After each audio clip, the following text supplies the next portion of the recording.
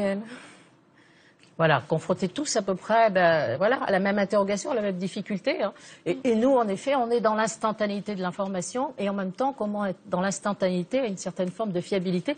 Moi, j'ai envie de passer la main à Antoine, parce qu'il y a en effet des événements où c'est plus facile de maîtriser l'instantanéité que d'autres.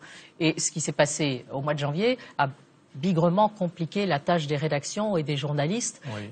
Pour essayer de maîtriser cette information alors qu'on était au cœur même de l'événement. En fait, on s'est rendu compte pendant la fuite des frères Kouachi, parce que moi je m'occupe de la Picardie, donc à un moment ils ont traversé la Picardie, donc ça a été un moment très intense dans la rédaction, où on a mobilisé tout le monde pour faire une édition spéciale, on s'est rendu compte de l'importance de Twitter, et que Twitter était quelque chose un petit peu de vraiment, pour le coup, vraiment nouveau, parce que c'était à la fois un entrant et un sortant, c'est-à-dire qu'on utilisait Twitter pour avoir des informations, mais aussi pour en donner.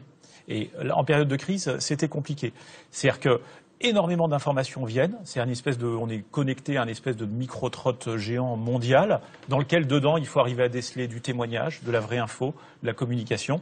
Et ça, les rédactions ne sont pas habituées. Il y a l'instantanéité, vous l'avez bien dit, ça c'est quelque chose de nouveau pour nos rédactions.